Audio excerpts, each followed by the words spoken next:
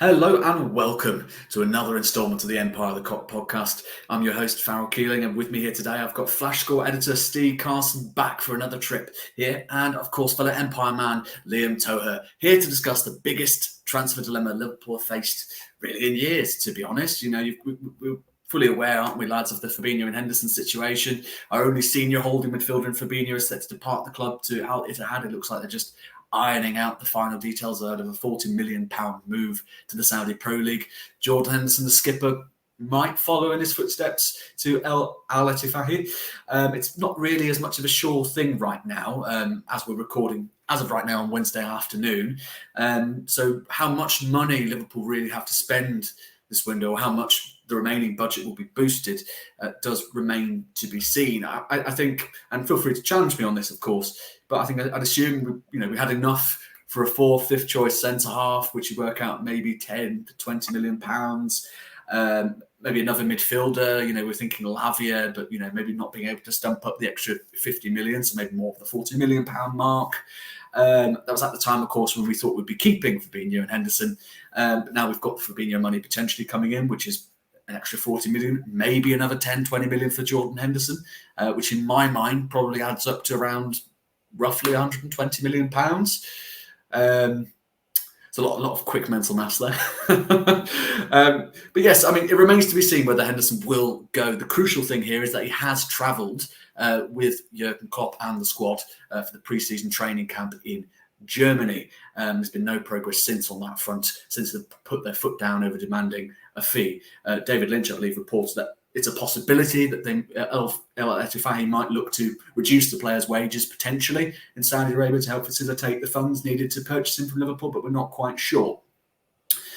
But, before we decide on how we're going to spend our money, I just thought we'd take a brief look at sort of the options that are here before us. I've got a few here in mind. I mean, ideally, maybe perhaps buying one really good sort of stellar midfielder and another sort of cheaper midfielder, but then I imagine there'd be concerns then about where that leaves us in terms of the centre-half options, Steve. Yeah, I mean, it is one of them where you almost do have to pick and choose what battles we, try and sort out in the window. But I think one thing is that I don't believe that both players are going to leave Liverpool this summer. I just think it's too much of a risk. I think, getting rid of one senior player is one thing, especially Henderson was reportedly offered a ridiculous amount of money. You can kind of see why his head it can be turned in such a way.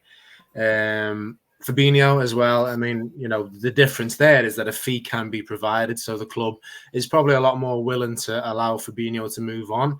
I'm a little bit disappointed myself. I did think that maybe something could be salvaged from Fabinho because, that player that he was a couple of years ago is definitely still in there. But obviously, the clock is on Fabinho. He's soon going to be on the right on the edge of 30.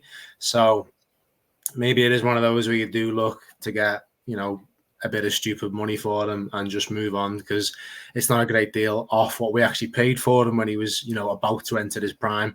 So it could make sense for us. In terms of what the club needs, I think there is, other areas of the pitch that need reinforcements. But before we even talked about Fabinho and Henderson leaving the club, we needed midfielders. We needed about 3. We've signed 2 very good midfielders. If either Fabinho or Henderson do leave, and it does, as you said, Farrell, it does look like Fabinho is halfway out the door. We're going to have to prioritise midfield. We at least need another one, if not 2, as you suggested before. I've got a couple of names here myself. Of who I think they could be, but I will leave that for the time being. But yeah, I mean, midfield is the biggest battle that we need to sort out in this window. We've already got 2 fantastic additions, but that holding midfield slot, especially if Fabinho walks out the door, that needs to be filled by somebody and somebody very good. I have to say, I'm eagerly awaiting to hear who those 2 names are exactly, and I promise we will dive into the names very, very soon. I've come prepared, my friend, for this situation.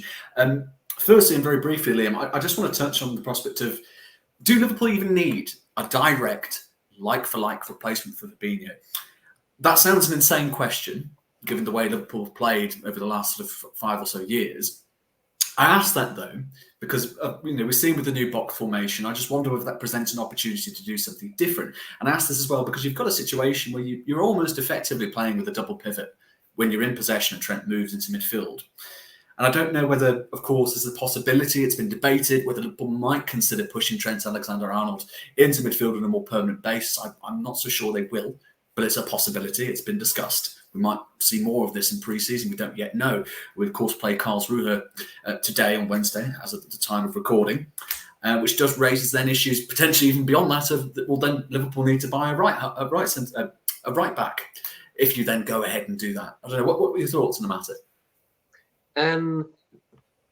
I think it's one of those where it will be in Klopp's best interest to be prepared for all eventualities and to allow for as much tactical flexibility as possible, particularly in a season which could present some different challenges with Europa League, squad rotation and that. I do take your point about maybe if there isn't as, some might argue, isn't as pressing a need for a defensive midfielder as what the general vibe seems to be. But as you say, they could do box formation with Trent possibly going in there. By Sedge will be coming back from injury too, and if he can pick up where he left off, he could be a viable option. But on the flip side of that, I think it would be foolhardy in the extreme if we were to sell Fabinho and not get anybody in between now and, if not the start of the season, and certainly by the end of August, who can be that more experienced cover that sort of his renowned for as being at the base of midfield.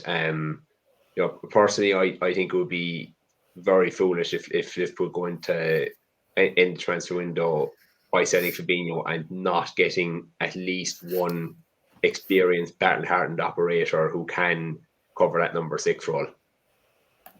I think you've already hit the sort of the crux of the argument, really, and sort of the difficulty facing Liverpool sort of moving forward, which is, do they look to prioritise experience in this? Because it will have plenty of impact on the kind of price tag of midfielder you're looking at, how you're looking to sort of develop the midfield sort of moving forward. I suppose it would have its advantages, certainly if you aim for a more older operator of a similar age to Fabinho, then you're potentially protecting the development of 19-year-old Stefan Bajcetic.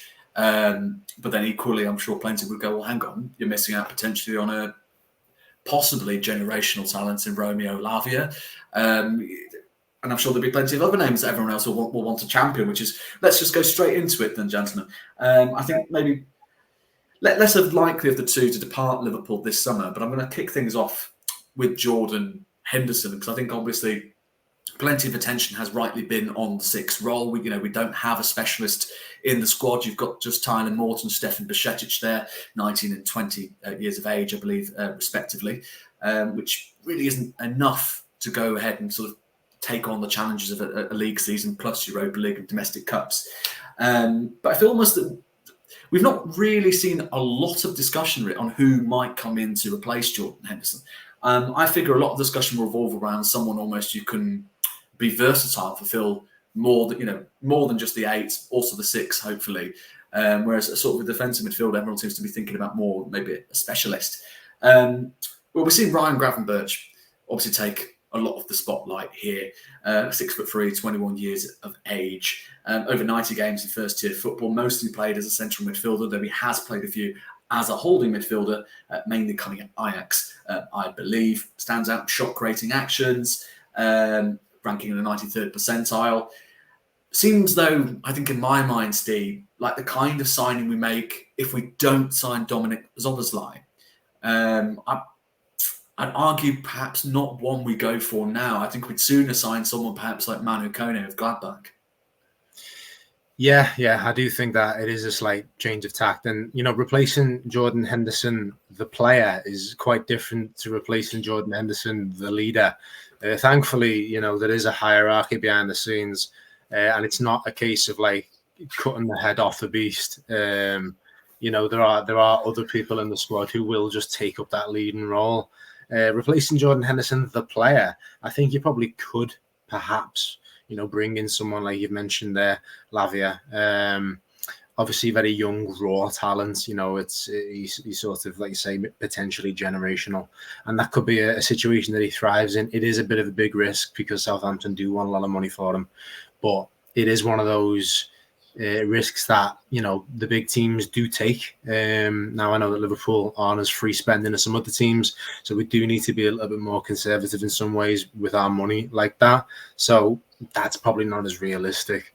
You did mention Gravenberch there. I think he's still actually a great shout. He is more of a McAllister, a Szoboszlai kind of player, but he does have that sort of defensive acumen that you need to be basically Jordan Henderson for Liverpool. I think he'd be a great shout. Another one as well, I'm sure we'll get into more names as time goes on, but I've seen it come up a few times now, and it's Palhinha from Fulham. He's not the most obvious choice, and I feel like we could get him on a relatively good deal. I think he's 28, Premier League proven, decent player. He could be an option for us there. So yeah, I mean, replacing Jordan Henderson, you are really sort of more concerned about the leadership role and who takes on the armband, and then who can be that big shouty Jamie character in the middle of the park, which I'm sure there's a few on the pitch. I would like to see a bit more of that from maybe Trent, but Van Dijk and Robbo do seem to be two of the more vocal people, and they will need to step it up a little bit in lieu of potentially losing the captain this summer. No, it's interesting making that distinction between the personality and sort of the footballing ability. I think Liverpool, I completely agree. I think Liverpool will have a far easier time replacing the player, but it's everything else he does off the pitch. His entire personality, all the superb charitable work he does. I think plenty will sort of say, well, that doesn't maybe matter as much as sort of his leadership, but it does matter because I think it's the persona around him. It's the kind of leader you do want to follow, and Jordan Henderson is a leader. Not just on the pitch, he's a leader off the pitch too, and that matters. There is a sense of persona there that we do have to pay tribute to. Liam, I'm going to come to you. I will continue on talking about Manu Kone very briefly.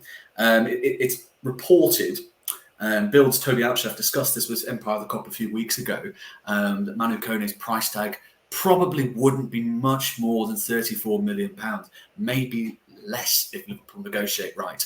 His contract obviously runs out in 2025. He's made 37 appearances as a central midfielder, 22 as a holding midfielder when he joined Gladbach. So there's a nice bit of balance there forming already. He's not just a one-trick pony. He's played in double pivot for quite a bit of last season alongside Julian Weigl last term. Strong dribbler, good at tackling, strong at reading the game, defensively, tends to play on the left-hand side in the middle pivot, which maybe accommodates Trent if you're thinking that he's going to come and join the midfield from the right-hand side. 90s, again, backed up in the stats, 96th percentile for successful take-ons, 75th percentile for tackles, 80th percentile for blocks, only 56th for interceptions, something to work on there. Firstly, do you reckon those sort of qualities maybe fit him out, replacing Jordan Henderson, the player, not the personality? And do you have a particular name yourself that you would think, this is exactly the kind of person that Liverpool should be looking for to take them into the next era under Jurgen Klopp? Just taking Manu Kone first, as you say, seems like a reasonable price tag. He has some high-level experience in the Bundesliga, and as you rightly point out, his dribbling stats in particular mark him out as one of the best in Europe in that category, and as you say, quite strong in the tackle too. He is someone that Jörg Schmadtke has wanted for quite a long time, it seems, and I suppose with the connection with Mönchengladbach as well, with Schmadtke's son Niels being a director there, that could possibly pave the way for that being a viable deal to be done. Just a couple of concerns that I would have about Manu Kone though is, one is that he has a reputation for being quite injury prone. He's had quite a few niggles from his time in Germany, and as Liverpool fans will know, with Naby Keita, I saw again this week at Werder Bremen, that could be a serious red flag against somebody. And just for my own research as well, I've seen that Kone can be quite indisciplined. I think he's 22 yellow cards over the last two Bundesliga seasons. So again, that could be something which maybe is a bit of a concern to Klopp. But overall, though, it does seem a decent player to target. If we're looking at maybe alternatives, one name that I've seen cropping up cropping up a few times intermittently is Teun Koopmeiners of Atalanta. 25 years old, so again, like not completely green when it comes to playing at a high level, but also still young enough that he still has the bulk of his career ahead of him and should be coming to his peak around now. It can play in quite a few different roles. You know, you have to play as a number 6 or as a number 8, sometimes even maybe a little bit further back. Plays in the front foot. He's actually quite prolific.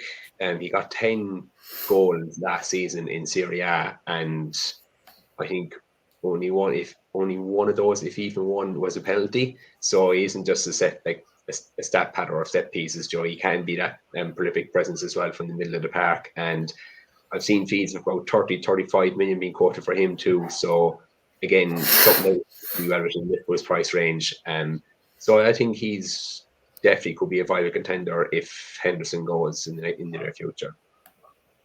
I've actually got Koopmeiners in my list. Actually, I'm glad you brought him up. 25 years of age. He's in my ticks both boxes list. Can play the holding midfield role, but maybe more primarily sort of creatively and offensively focused.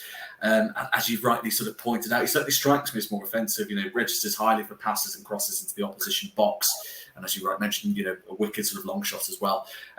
So.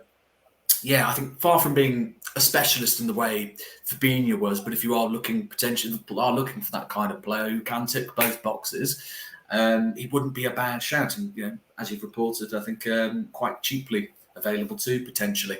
So an option worth considering. I should add also, gentlemen, that we've just had an update come here through from Fabrizio Romano, an exclusive update from Fabrizio Romano, who's reported that Jordan Henderson will not be in Liverpool's squad for their first pre-season friendly coming up this evening against Karlsruhe in Germany. It's understood that Henderson didn't travel to the game with the team, despite being with them in the camp, as talks between Liverpool and Al Ettifaqi continue. So it seems to have escalated a step beyond what we were initially discussing, gents. So I think it'd be interesting to see this, actually, because I think I do wonder to a certain degree whether Liverpool's recruitment job might be easier or harder, knowing that you've gone, right, the two seniors have gone. Now we've got a bit of flexibility in terms of how you can structure the midfield sort of going forward. I don't know, Steve, if you were in that sort of position, would you feel that the task is almost simpler in the sense of you're not thinking, right, how do we structure a midfield, bearing in mind we have X players still in the squad? Or does Henderson's experience and his profile, persona, everything he adds just beyond his footballing on the pitch almost make up for that? Yeah, it's an incredibly difficult one, and that update from Fabrizio Romano has surprised me, especially with Henderson going to the effort of travelling with the squad. But I mean, I suppose he would first and foremost, he is the captain, regardless of what happens behind the scenes. Personally, so that is a bit of a shame. Yeah, I think losing the pair of them.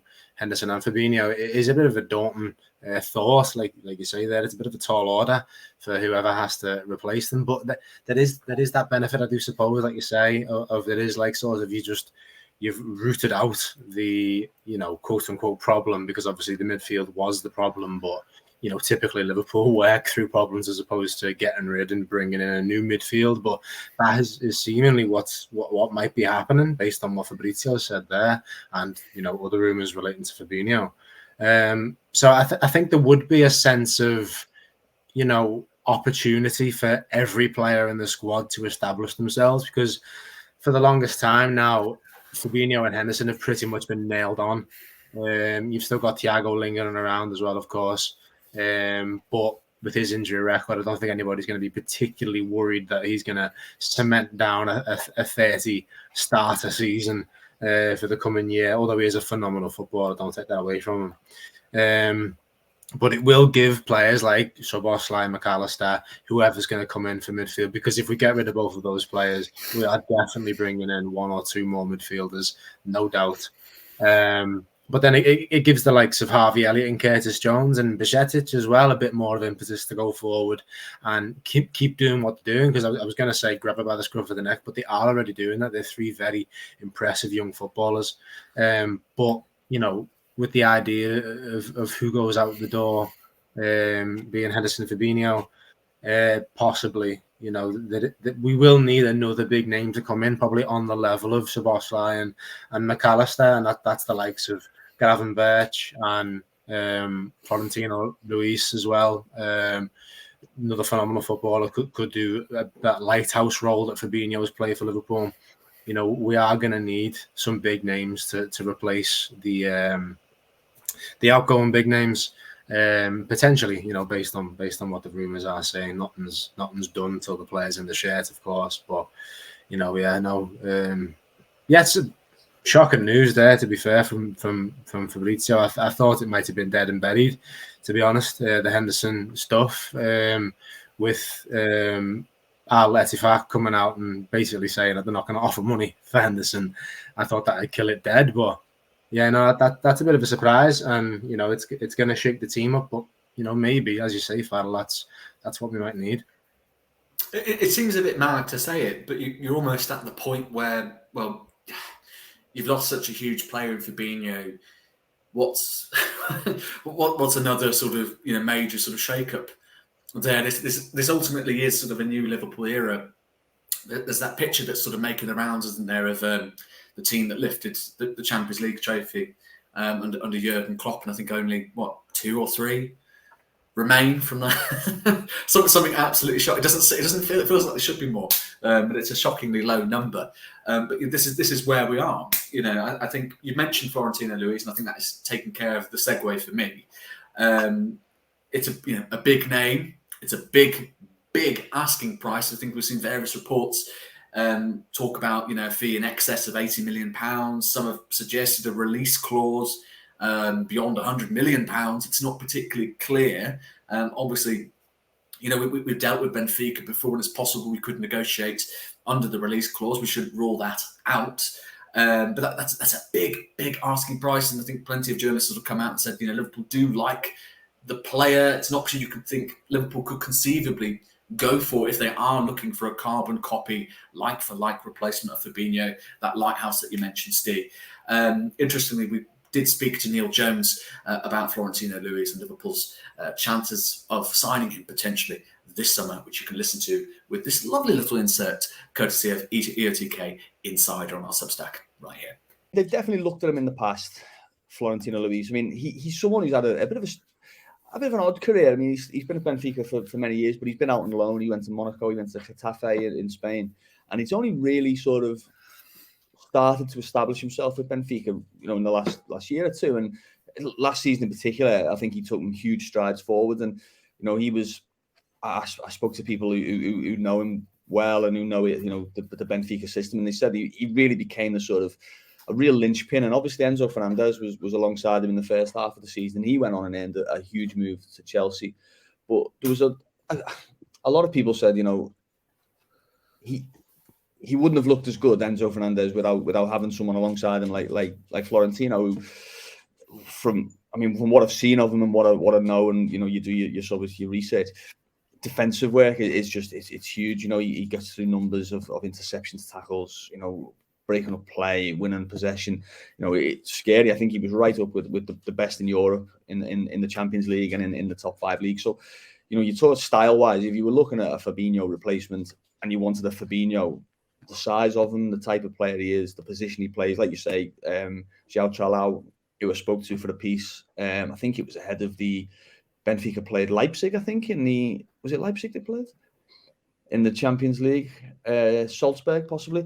One of the 2 Red Bulls. Yeah, I think it was Salzburg. And he said to me, you compare him to these top midfielders. He said, I do think he has the ceiling to be one of these top defensive midfielders. The problem is, and there's a few problems, but Benfica sold Enzo Fernandez in January. They sold him for an incredible price. They don't tend to sell players on the cheap. Darwin Nunez, another example, obviously. So if you're talking about taking another linchpin of their team or another central pillar of their team, then you're going to have to pay the money. Whether Liverpool would pay, £80 million for someone like that, I don't know, possibly.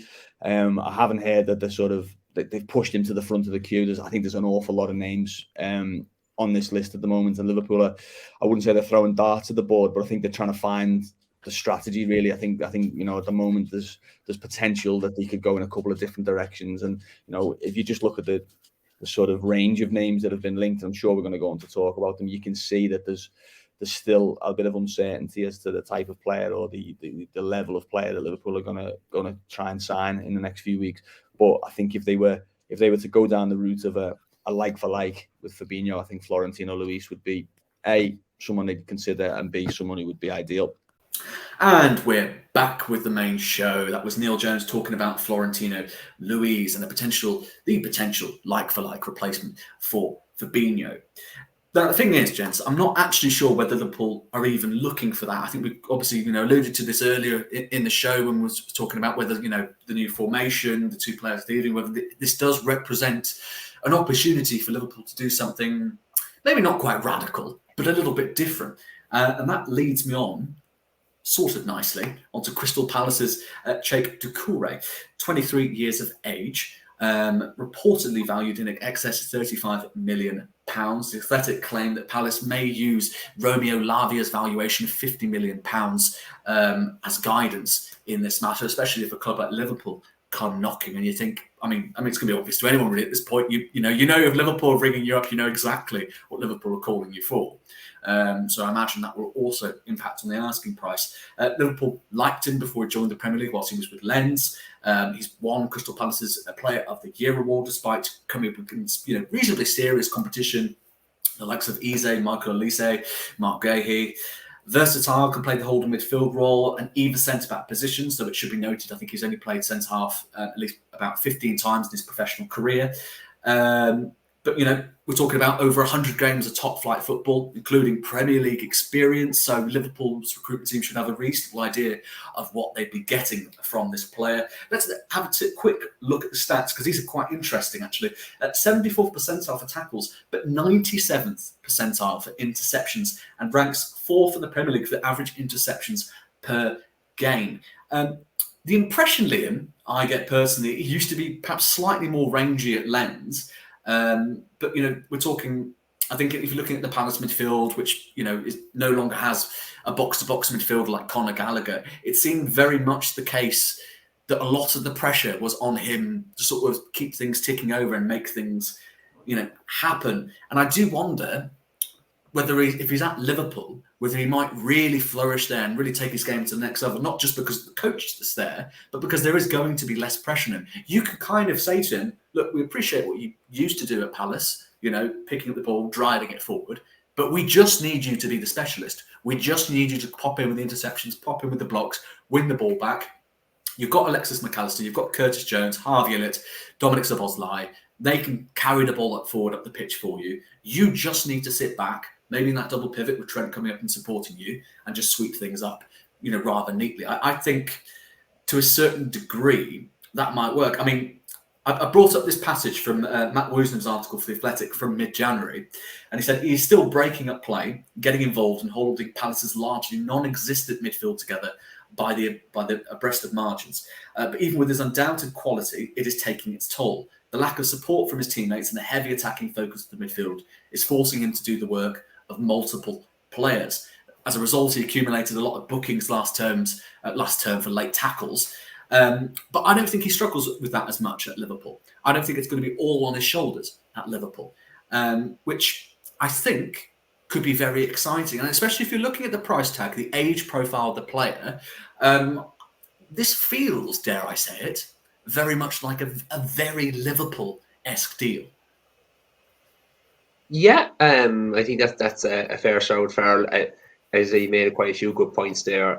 Firstly, his age, 23, still has a lot of his career ahead of him. Should be coming into his peak years, you imagine, maybe in the next couple of years or so. Potentially could be with us for the best part of a decade, all going well.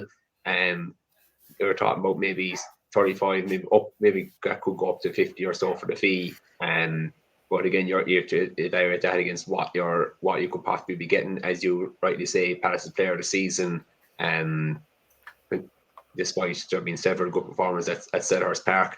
I think what's most impressive is that last year he took so effortlessly to the Premier League, because as we know, it's a division which has challenges unlike, I suppose, any other top flight in Europe. We've seen some very good players on the continent come and struggle to adapt to the Premier League.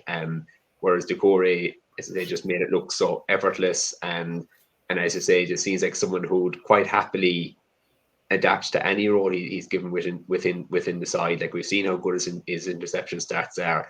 And he has had that season in England. Anytime I watched him play last season, he was one who stood out to me. I happen to know some Crystal Palace supporters quite well who are also big admirers of his, and would have talked him up on occasion. So, and as you say, we have been down a similar road before in terms of targeting players from that sort of mid-table bracket like Crystal Palace are in. You think of when we signed Andy Robertson from Hull, Gino Wijnaldum from Newcastle when they were not the force they are now. Even Southampton, they were on the ascent under Pochettino at the time, but getting the likes of Adam Lallana in, rather than looking to raid the so-called top clubs of Europe, that we have gone for that profile of player, and that in a few instances it has worked out extremely well. So, definitely a few reasons why Doucoure is emerging as quite a viable target. I'm curious where you fall on this side of the debate, Steve, because I think the obvious point here will be, well, you're bringing in a 23-year-old. There's only a 4-year gap then between him and Stefan Bajcetic. Some might argue that that's it's a pretty reasonable gap there. You've got two players that can grow almost together, but not in a similar sort of situation as a Romeo Lavia and a Stefan Bajcetic, where you're kind of thinking, well, one player is really going to win out of this and another perhaps isn't. Would you lean more on the side of bring in your experienced 27, 28, 29 holding midfielder? We've seen plenty of other names linked. Bizarrely, actually, we've seen a lot of links to Bayern Munich midfielders once again. Leon Goretzka, Joshua Kimmich. Where do you fall on this? Do you think there would be a benefit perhaps in going for the more sort of Liverpool-esque signings of yore, or is it the case of we back Bajcetic here, we back him to be an elite talent, bring in someone who can hold the fort down for at least another 2-3 years until we can look at him and go, well, you've got the legs to withstand a full season. You've got the experience, so we can trust you to throw you into these big games, presumably, hopefully, when Liverpool back in the Champions League. Yeah, I mean, if it boils down to bring in Joshua Kimmich or don't, bring in Joshua Kimmich, of course. What a signing that would be. But no, if we talk about the players that are, arguably a bit more realistic than that right now, I think, Jurgen Klopp said this before several times in press conferences. It comes down to what deals are possible. If Crystal Palace come out and demand a ridiculous amount of money for Doucoure, which, to be fair, wouldn't be ridiculous, being their player of the season, being a new signing, being a phenomenal footballer at a great age as well. They can obviously demand whatever they like. But if it's deemed just way too high for Liverpool, then I think, the club might either look at him and go, right, is he going to be the next Fabinho for us or Henderson?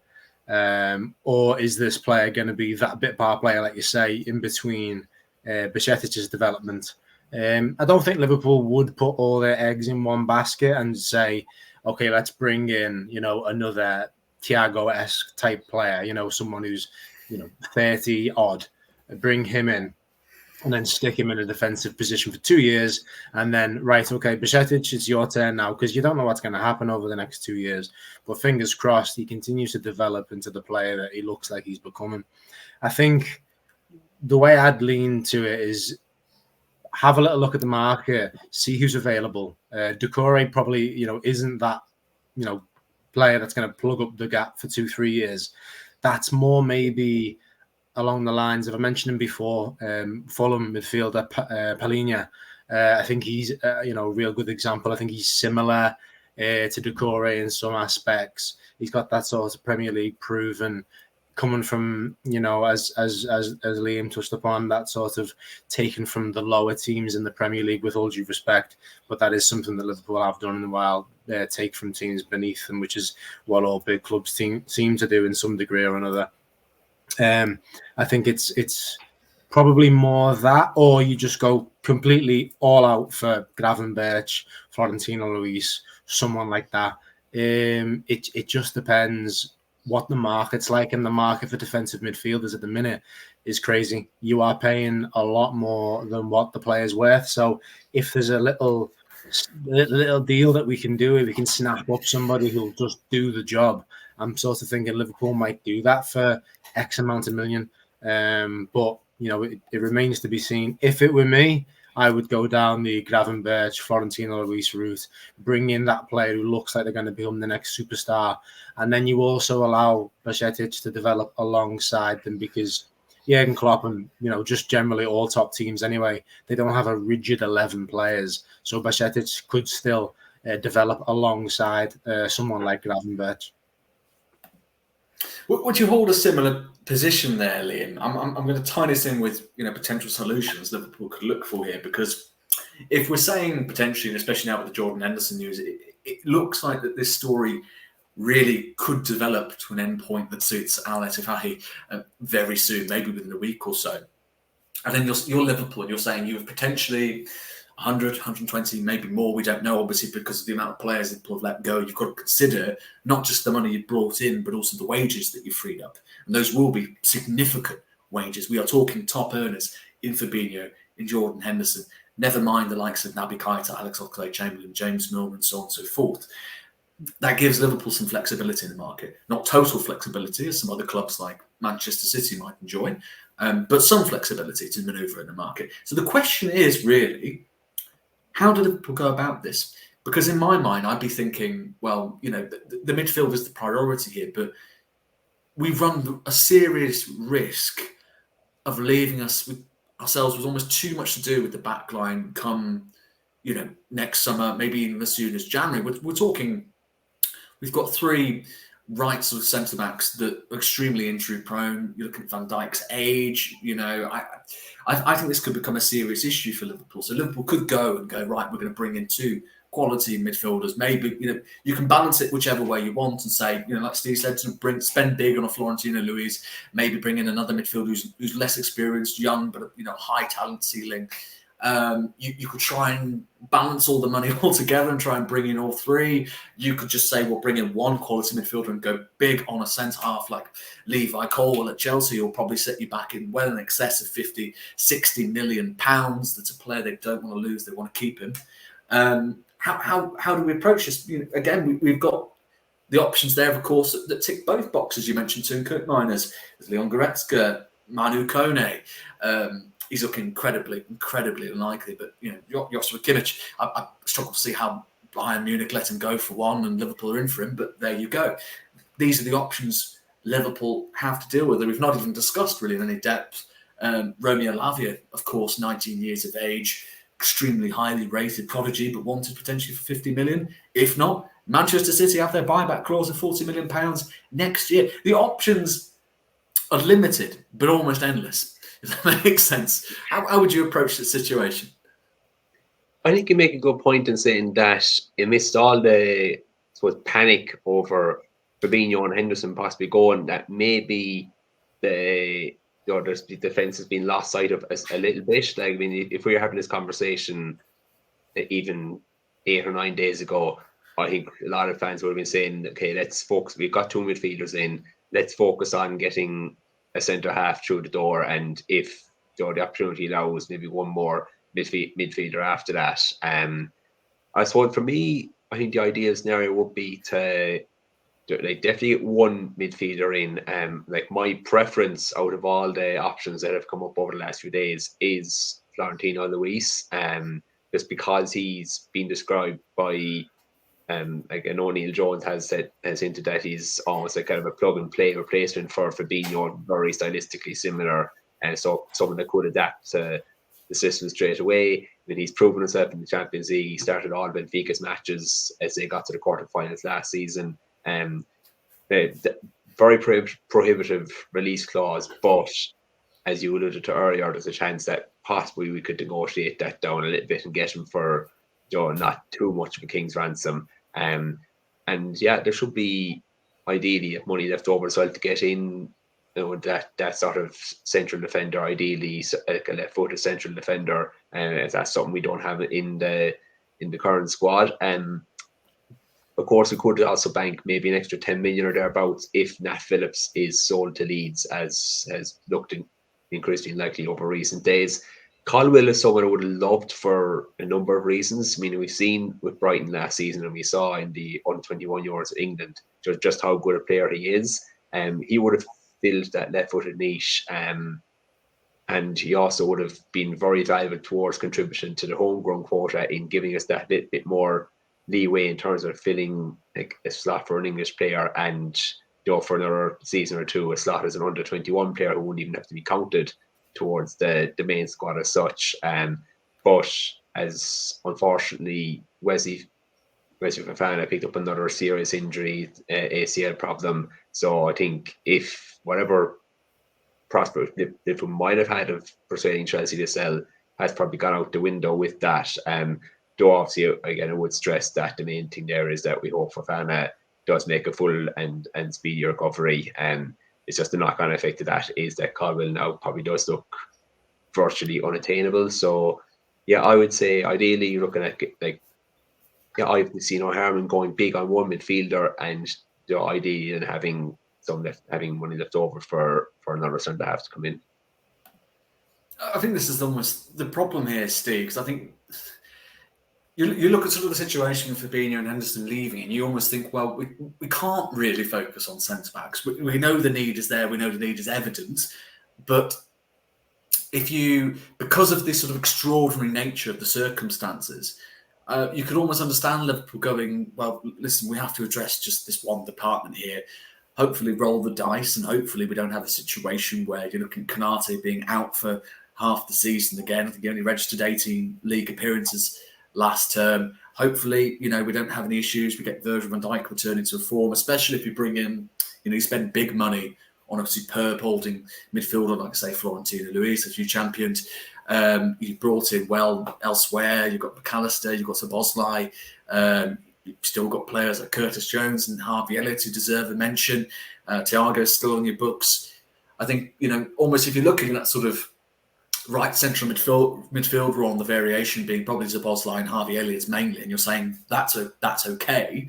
You could, technically argue the same sort of then for the holding midfield role with a quality or an experienced holding midfielder alongside Stefan Bajcetic. Do you think it's the case that Liverpool just simply have to appreciate that the midfield is a more of a serious conundrum to solve, even if we also say, well, we probably should, if we could, we would sign another centre-half, but we just can't look at it now. Or do you think if Liverpool do end up doing this and end up maybe getting two central midfielders and they're going really big on one central midfielder, and as a result not being able to get a centre-half that they'd like, would Liverpool be sleeping on that issue, do you think? Or is it just merely a casualty of the times? I think, yeah. Even as I said before, if before Henderson and Fabinho potentially leave the club, Liverpool knew they needed another midfielder. The target going into the summer was always to pick up 3 new midfielders. We've got 2. So we need another one, especially if Henderson and Fabinho go, and that will be the priority. But the thing is, Liverpool can work on several deals at once, and that left-sided centre-back role has been something that has obviously been thought of at Anfield. So it wouldn't surprise me if there are already things going on behind the scenes, and then it's a case of just make a bit of a balancing act, like spinning plates. Making sure that these deals can sort of live in tandem, and then you sort of see what's possible. And it's quite easy to forget the money being touted around for players that we could sell. Fabinho, £40 million. That's nothing to be sniffed at. That alone could probably get you that left-sided centre half that we're talking about. And then you just continue with whatever midfield plans you have, maybe with a bit more of a thought, like this player is gonna need to be in that 6 role a bit more often than we would have liked. So instead of going for, as Liam pointed out, a phenomenal footballer, Koopmeiners. Let's imagine Koopmeiners was the number 1 target. They might go, right, okay, so we need to go for someone a bit more defensive. Maybe we'll go for Amrabat, because we've already been talking about Amrabat, and it's a possible deal. Liverpool has got probably several fingers in several pies. So I'm not too worried. I think as fans, sometimes we can obsess with one player and one position, but, Liverpool's team behind the scenes are going to be working on several at one time. So, I'm not too concerned about that. But just to answer the question there of what should the priority be? Yes, defensive midfield should be the priority, because if you look at our strongest 11, that's the only question mark. If both of those players go, you're thinking to yourself, who's going to be in there now? You can't rely on everyone being fit all the time, which is why we, need defensive reinforcements as well, because the likes of Gomez and Matip have shown that, they've got a good few injuries in them per year, unfortunately. But yeah, defensive midfield needs to be that priority, and I think it is. And like Liam suggested, then even the likes of Nat Phillips, could be on the way out for X amount of money. These things all add up, and they could add that extra little bit that we need just to push a certain deal through. Florentino Luis, as we've mentioned, we've talked about him a fair bit. He would cost a pretty penny, but getting the extra £5-10 million for, with all due respect to certain players, Deadwood, and I'm talking about the likes of, Nat Phillips here. No disrespect, but, I'm just sort of the grand scheme of the squad. If we were to offload players like him, bring in these £10 million, £15 million, whatever, it comes in from them, these can add to other deals that might, be going on behind the scenes, Yeah, I think the holding midfield is the position, but Liverpool will be looking surely at several deals to be completed at the minute, not just the one in, one out. Just the easy first summer transfer window for Jörg Schmadtke and his recruitment team. Yes, just a simple task of replacing Jordan Henderson and Fabinho, and it very much looks now the case following Fabrizio Romano's update that Jordan Henderson will follow Fabinho out of the door in joining the Saudi Pro League on a lucrative new contract. That leaves Liverpool with a lot to do, really. But, I think it's not all doom and gloom here. There's an opportunity here. There's potential. This is very much a new era at Liverpool. We can still be excited, I think, if, also a little bit worried about what are our options, what we can feasibly go for in the current market. It's not really the market for a holding midfielder, but you still bank on Liverpool and their recruitment team to find the best option out there, or at least someone that can keep you at a competitive level, get you back in Champions League, keep you competing with the big boys, and hopefully move on from there. Well, this has been the Empire of the Cock podcast. I've been your host, Farrell Keeling. This has also been Liam Togher of Empire. We've had Flash Score Man, Ste Carson. Ste, while you're here, anything you'd like to chat about? Any ongoings at Flash Score that you'd like people to be kept aware of? Well, I mean, Empire's followers are, mainly Liverpool fans. There's a few Man City fans in there that sometimes like to react to things I've seen, but, it's a wildly football Liverpool audience. So I'm just going to say, if you're interested in the tennis or the cricket, come over to Flash Score. We'll keep you sorted out there. But we do the odd little bit of Liverpool news here and there, but not quite as dedicated as Empire of the Cock. So, yeah, if you're looking for a little bit of content on that, we'll sort it out. Oh, can't go wrong with the tennis either. Variety is indeed the spice of life. But here, of course, as Steve rightly mentioned, we are uber Liverpool focused, and we'll be keeping a very close eye on ongoings in the transfer market. If you've been watching this on YouTube, be sure to give us a like, a comment, a subscribe, and this is, of course, will be available on Substack for those more audio inclined. Be sure to share us your thoughts there and subscribe to the weekly column. You can also see all the ongoings around Ear to K Insider with Neil Jones, who'll be talking to us on a weekly basis about everything Liverpool. See, I did tell you we are uber Liverpool focused. And this has been the Empire of the Cock podcast. Thanks for watching. Take care.